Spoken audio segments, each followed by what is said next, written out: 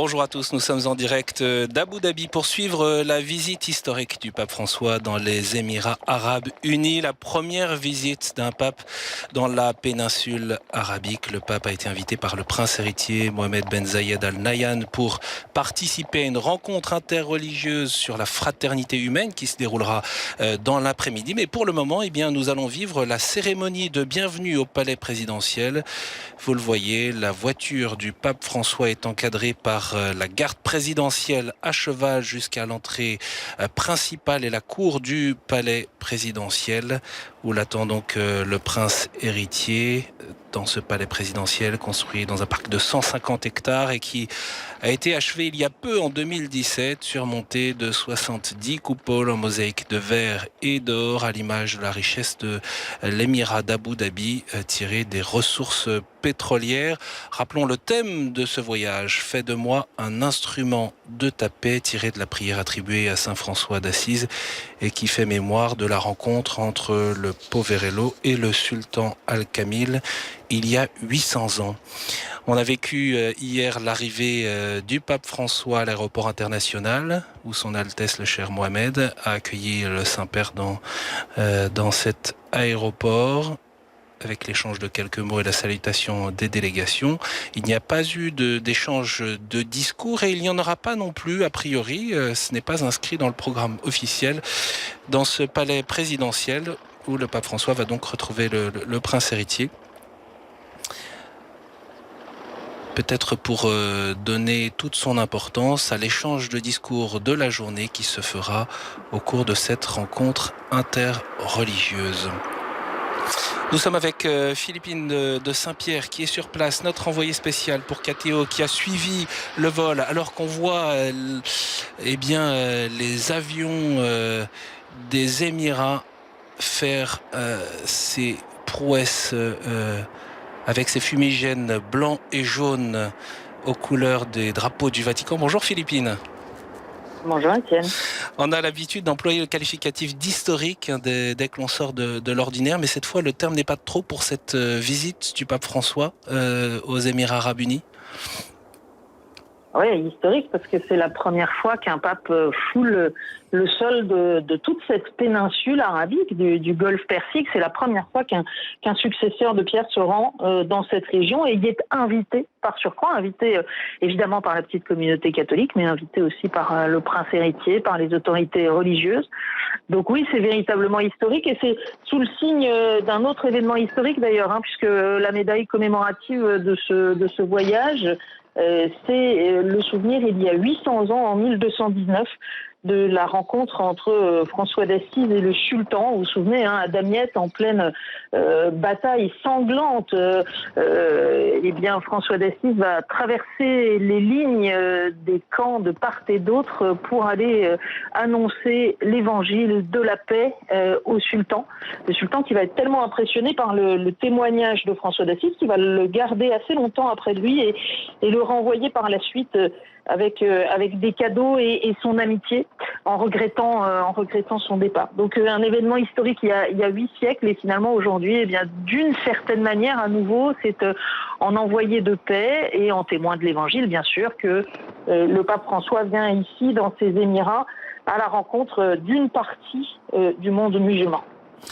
Voilà, et vous évoquiez à l'instant la mémoire de cette rencontre et du Poverello d'Assise. On sait aussi l'attachement du pape François au témoignage de la simplicité et sobriété de vie qui tranche évidemment avec le faste de ce palais présidentiel. D'ailleurs, le pape François ne quitte pas les petites voitures qu'il transporte au cours de ses voyages officiels et c'est aussi peut-être une particularité pour les grandes personnalités des Émirats qui ne voyagent pas forcément dans des voitures de cette taille. On entend à l'instant la salve d'honneur qui justement marque l'arrivée et l'importance de l'accueil du pape François dans ce palais présidentiel. Peut-être qu'on a le temps que le pape François arrive dans cette cour principale du palais présidentiel, de dire un mot pourquoi l'invitation faite au pape François de la part des Émirats arabes unis. On peut peut-être revenir sur ce point. Pays d'ailleurs, on le sait, où l'islam est religion d'État. où l'islam est religion d'État, mais pays aussi beaucoup plus ouverts à la liberté de culte que la majorité des pays de la péninsule. Et donc, ça n'est pas un hasard si c'est ici que ça se passe. Il faut savoir aussi que, vu d'ici, vu d'Abu Dhabi, eh bien, c'est pas le pape François qui est en visite dans le pays, en réalité. C'est le pape François et le grand imam de la mosquée Al-Azhar, le Cheikh Al-Tayeb, qui sont invités, tous les deux, à venir visiter Abu Dhabi à l'occasion de cette rencontre interreligieuse qui est organisée ici avec le soutien et même l'impulsion du prince héritier, cette rencontre sur la fraternité humaine. Donc c'est bien une double visite, celle du grand imam d'Al-Azhar, que d'aucuns disent être la plus haute autorité de l'islam sunnite, et puis le pape de Rome, qui sont accueillis pour cette rencontre sur la fraternité humaine, rencontre sous le signe évidemment du dialogue interreligieux. Alors si vous le voulez bien Philippine, restez encore un petit peu avec nous. On va vivre là à l'instant même donc l'arrivée du pape François et l'accueil par le prince héritier d'Abu Dhabi qui accueille le pape François. Voilà le prince héritier qui est le cher Mohamed, qui est l'homme fort de l'émirat aujourd'hui, même si c'est son frère, l'émir d'Abu Dhabi, son Altesse le Cher Khalifa, qui préside les Émirats Arabes Unis depuis 2004. Le prince héritier qui est le commandant suprême des forces armées du pays, qui dirige également le gouvernement de l'émirat d'Abu Dhabi. Le pape François va maintenant passer en revue les troupes de la garde présidentielle. Peut-être préciser, Étienne, que effectivement, on peut s'y perdre.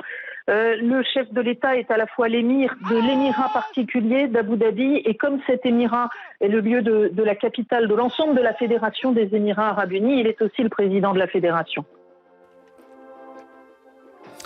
Voilà, il résonne dans cette cour l'hymne pontifical, la marche pontificale.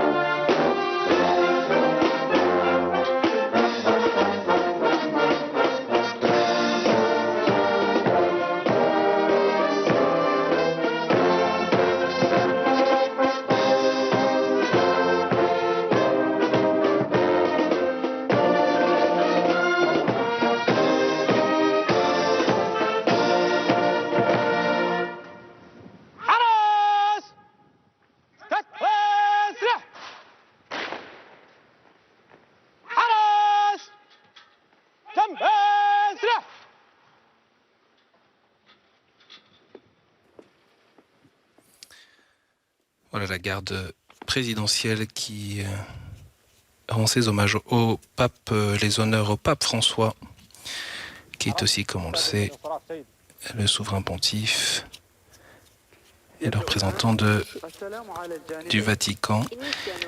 Après l'hymne du Vatican, d'ailleurs, on a entendu l'hymne national des Émirats Arabes Unis.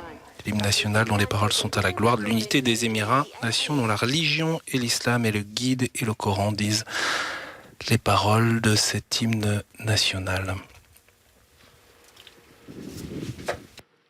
Sua Altezza Sheikh Hamdan bin Zayed Al Nahyan, rappresentante del governatore nella regione di Dhafra. Sua Altezza Sheikh Surur bin Mohammed Al Nahyan. Voilà, maintenant ce sont donc les différents représentants officiels des Émirats Arabes Unis qui saluent le pape François. Dottoressa Amel Qbeisi, Presidente del Consiglio Nazionale. Sua Altezza Generale Sheikh Saif bin Zayed Al Nahyan. Voilà, et du coup, nous retrouvons Philippine de Saint-Pierre qui est sur place à Abu Dhabi, notre envoyé spécial Philippine. On évoquait tout à l'heure l'une des raisons de l'invitation faite au pape François pour participer à cette rencontre interreligieuse. Pour quelles raisons également le pape François était invité dans cette fédération des Émirats Arabes Unis à ce moment précis, dans ce contexte aussi peut-être régional, on peut en dire un mot, alors même que le pape François, avant de quitter Rome, évoquait le conflit au Yémen et demandait que soit mis fin à cette crise humanitaire terrible dans ce pays. Oui, on le disait un peu tout à l'heure, les Émirats Arabes Unis, c'est un des lieux de la péninsule où il y a le plus de tolérance, notamment en matière religieuse, même si vous le rappeliez, bien sûr, l'islam est religion officielle, religion d'État. La liberté de culte est néanmoins autorisée. Et tout spécialement d'ailleurs dans cet émirat d'Abu Dhabi où nous nous trouvons, il y a là une quarantaine d'églises et si les manifestations publiques d'un autre culte que l'islam ne sont pas permises, l'existence des autres communautés croyantes, y compris les chrétiens qui représentent un peu moins de 10% de la population, est admise et reconnue. Donc c'était le lieu de la péninsule le plus approprié pour accueillir un événement comme celui-là et les Émirats se font véritablement une vocation, une identité que de travailler à ce message d'ouverture, d'être le lieu de l'ouverture dans la péninsule arabique. Maintenant, ils sont évidemment à l'intérieur d'un schéma géopolitique propre au monde arabe et vous parliez du Yémen, les Émirats interviennent dans cette guerre du Yémen, qui est en fait une guerre que se livrent l'Arabie Saoudite et l'Iran, mais sur le sol du Yémen et au détriment de cette population qui subit l'une des plus graves crises humanitaires que l'on puisse imaginer, avec des famines absolument terribles. Et le pape a invité hier tout spécialement à ce que les accords qui ont été conclus il y a peu entre les parties soient enfin respectés et que du coup l'aide humanitaire puisse parvenir aux personnes. Les Émirats Arabes Unis ici sont les alliés des Saoudiens et du Qatar et donc ils interviennent aux côtés de leurs alliés contre l'Iran puisque les Émirats luttent au fond contre deux grandes menaces à leurs yeux. C'est d'une part la montée du fondamentalisme et ils se veulent l'un des remparts contre les mouvements fondamentalistes, mais aussi la menace selon eux de l'expansionnisme chiite, autrement dit en clair de l'Iran.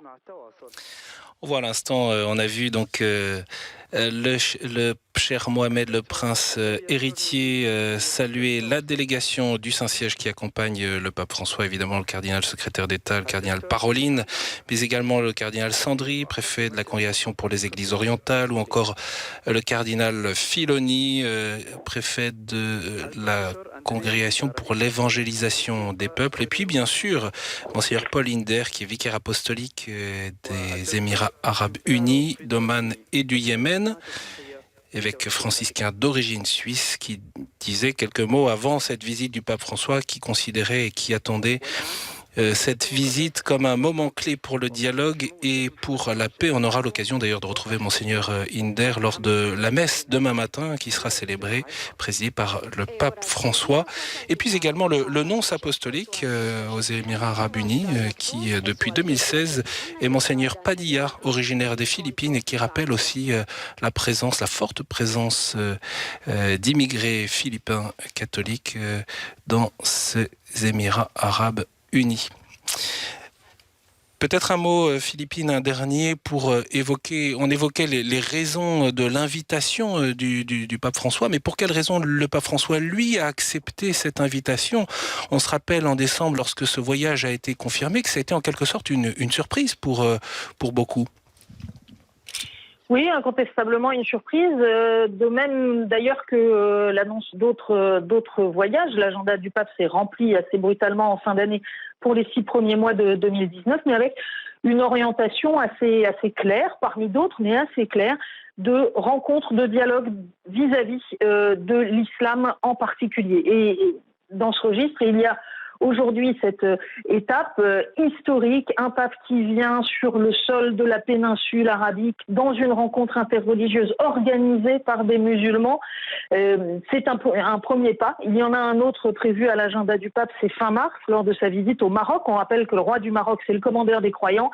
Et donc, c'est véritablement un des messages importants du pontificat, que cette volonté d'aller à la rencontre des musulmans pour être ensemble des artisans de paix. C'est cela que le pape François veut marteler à l'occasion de ses visites.